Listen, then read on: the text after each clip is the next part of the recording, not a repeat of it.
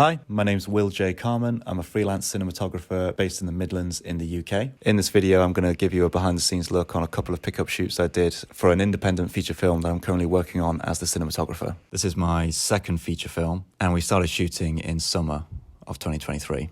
I thought this would be a good opportunity to use the 360 cam and try and give a more immersive behind-the-scenes look into these two shoot days. So this is with that split diopter on it. I'm not sure if you want to have it on for the whole thing, but... On these 2 days, we were working with a skeleton crew. On previous blocks of filming, we've had a crew size of about 20, but on these ones, due to people's availability and also due to budget constraints, we needed to keep things quite minimal. So it's just myself as the cinematographer, the director. I had a gaffer and a spark with me, a script supervisor, a first AD, and a producer. I'm happy to roll, I think, so. Roll when you're ready. Camera speed. Yep.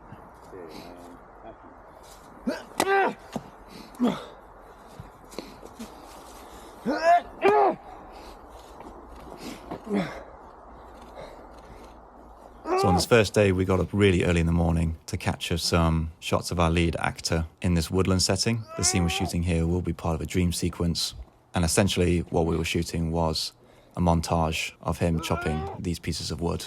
We managed to find this nice little spot in the forest which had the sun coming through the trees, which created a lovely golden hour look. And so I just tried to utilize that as much as possible and shoot towards it with our actor in the foreground so that we can create some nice flare and haze into the lens and also create some nice contrast on our lead actor.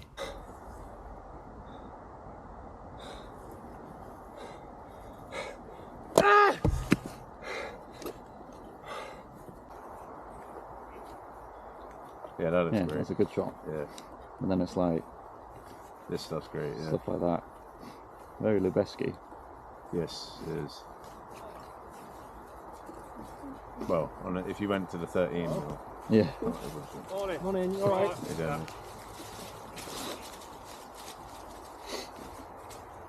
Yeah, that stuff's good.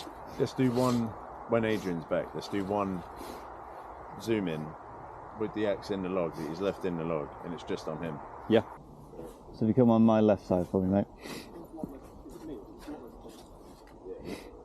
Yeah, that's pretty good here.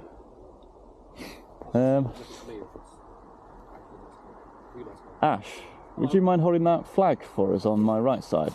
And just kind of tilt it a little bit so you go over the top of him a little? Yeah. Yeah, great, perfect, Adrian, hold that there. Okay, camera speed. When you're working on these low budget productions, there's always a nice sense of camaraderie between all of the crew, and everyone is willing to get involved and stuck in to help make things happen. So in this situation here, I had to ask our producer Ash to come and hold some negative fill for me to create this shot. What we're doing here is just shooting our lead actor, taking some time to breathe and contemplate his thoughts. So I had Adrian, my gaffer, come in with a bit of bounce to help wrap the sunlight around his face a little bit more. And I then had Ash, our producer, hold some negative fill to create some more contrast on the near side of camera. Just to do a quick rundown on the camera gear we're using on these shoots. We're shooting it on my Blackmagic Ursa Mini Pro G2, and for lenses we're actually doing these two shoots on spherical Canon EF lenses. We've shot some of the production days with anamorphic lenses, which I'll explain and go into in a future video, but for the scenes we were shooting this weekend, we wanted to shoot on spherical lenses with varying diffusion filters, just to give them a different look and feel, as these scenes are quite different to what we've shot so far, and they needed to stand out compared to the rest of the movie. After finishing in the forest location in the morning, we did a unit move to a different location where we needed to shoot a short little scene of our lead actor in this hallway. The scene is set at night, but to keep things simple, because we were obviously working with very minimal crew, I thought it would be best to shoot with it still being daylight. The sun was setting at this point, so the natural light was pretty dark compared to what it would be during the afternoon, but I knew by looking at the levels that we were getting naturally from the window light, we would be able to grade this down in post to make it look more like nighttime than it actually is. So all I was doing here for this short little shot, using the natural light that the window was giving us, and I just had a flag put to the left side of frame just to create some more contrast, which will help in the grade to make it look more like nighttime.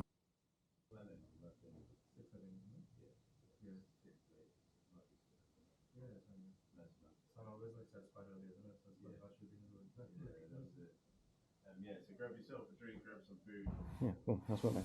And this is a quick walkthrough of one of the other setups that we had in this location, where we were shooting a top-down shot in a bathroom toilet. We had to shoot this night for day because it had gotten dark by this point, so I had my gaffer and Spark set up a aperture 600D outside the windows. We then also had a Falcon Eyes light mat, I think this is the RX18 TDX, above to help raise the ambient levels even more and to help fill in some of the shadows being caused by the 600D. To film the shot, we had the Blackmagic Pocket 6K rigged up on the auto pole with a 11-16mm lens attached.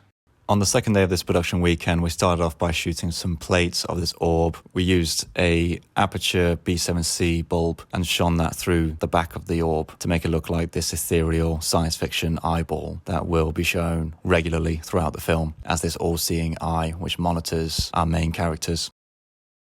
After that, we moved upstairs into the living room where we shot another dream sequence. From a lighting standpoint, we utilised the natural light that was being given to us by the windows, using that as our motivation as they were present in the shot and the one thing that we weren't able to control from a lighting perspective. I initially asked my gaffer to bring in a 600D with a softbox to act as our key for our actress, but I was finding that because of her positioning and because we couldn't get the light round into the right position, it was creating too much spill into the room and making the image look quite flat. So instead, I actually ended up opting for a Aperture 60X with a softbox attached to that. And whilst it's a smaller light source, it was able to just create a more accurate key light on our actress without spilling into the rest of the room. We then also put up a large wall of negative fill using a mixture of blackout curtains and tablecloths. We then shot the reverse on our lead actor. We utilised the Aperture 600D as the key light with some additional negative fill from the 40x40 floppy.